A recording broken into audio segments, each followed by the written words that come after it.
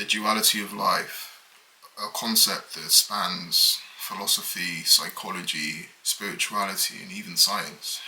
I've been thinking about this a lot in terms of the human experience and how important that principle is to holding everything to an equilibrium or a balance. I think it's important to first understand what duality means. So duality refers to the existence of two contrasting elements that are interconnected but also interdependent. So think of it as two sides of the same coin. You can't have one without the other. These are things like hot, cold, light, dark, happy, sad. Philosophers have long pondered this concept of the duality of life, and a very well-known Chinese philosophy is the concept of the Yin and the Yang. The Yin represents darkness, positivity, and femininity, but the Yang represents light, masculinity, and activity. These two elements are not just opposites, they complement each other and balance each other out. Psychology also gives us an insight to duality, and a well-renowned psychologist, Carl Jung, talked about the conscious and the unconscious mind. The conscious mind is where we have our thoughts and our awareness, and the unconscious mind is where we have our memories and instincts, and these together form our psyche. Another important element of this is in our daily lives. Duality forms so many parts of our daily lives, for example, our emotions, allowing us to regulate our emotions, whether that be happiness, sadness, love, hate, hope, despair. These emotions define our human experience and give depth to our lives. And I've been thinking about this a lot recently, in terms of a lot of the time we're asked the question, what do we want from life? And a lot of people answer, I want to be happy.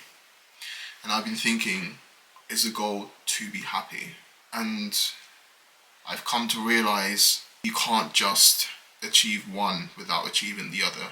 For example, I'm a musician, and I've realized that my best work often have come from experiences of pain or tragedy. And of course, some of them have also been inspired by feelings of happiness, joy, elation. But I would say for the most part, the best music I've written has been inspired by experiences of pain, sadness, or just things that have really moved me emotionally or changed the way I view the world.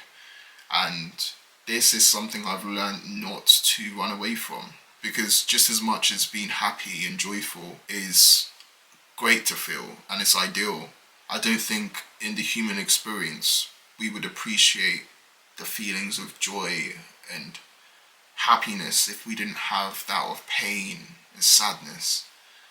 Because if we didn't know what the opposite to it was, we wouldn't appreciate what we have and what we experience, and we wouldn't know anything other than that. So that's something I've really tried to accept in my life. And it inspired a poem I wrote about the duality of life in relation to my art. And this is based on a song I released called Keep Breathing, which talks about being able to keep going during hardships we experience in our lives, and being able to persist during those hard times, because just as much as we might be feeling those experiences of pain and sadness, there will inevitably come a day when those feelings will go and life will be more positive, because life is full of ebbs and flows. It doesn't stay constantly one way. So this is the poem. It's called To Be an Artist is to Feel. Whenever I'm going through a hard time, I change my perspective and remember God gave me this gift of art. And to be an artist is to feel. So perhaps I'm going through it because I have to feel the human experience in its entirety in order to understand and be able to communicate each emotion to help others also endure. That through my pain, others may feel comfort. Through my joy, others may feel hope. And through my love, others may feel warmth. For to be an artist is to feel. Favour. As an artist, without experiencing the dualities of life, I wouldn't understand the emotions to be able to communicate what I need to communicate to the world. And it's something that in my personal life I've grown to accept and understand. And as much as those hard times aren't pleasant to experience, I understand that they are essential to be able to experience life to its fullest. Many different cultures and religions also emphasize duality. In Buddhism, for example, life and death are seen as part of a continuous cycle. In many spiritual traditions, the body and the soul represent physical and spiritual existence. In Christianity, the concept of duality is also highlighted in a passage of the Bible called Ecclesiastes 3. There's a passage that's titled A Time for Everything. It says, "There's a time for everything and a season for every activity under the heavens. A time to be born and a time to die. A time to plant and a time to uproot. A time to kill and a time to heal. A time to tear down and a time to build up. A time to weep, a time to laugh. A time to mourn and a time to dance. A time to scatter stones and a time to gather them. A time to embrace and a time to refrain from embracing. A time to search and a time to give up. A time to keep and a time to throw away. A time to tear and a time to mend. A time to be silent and a time to speak. A time to love and a time to hate. A time for war and a time for peace."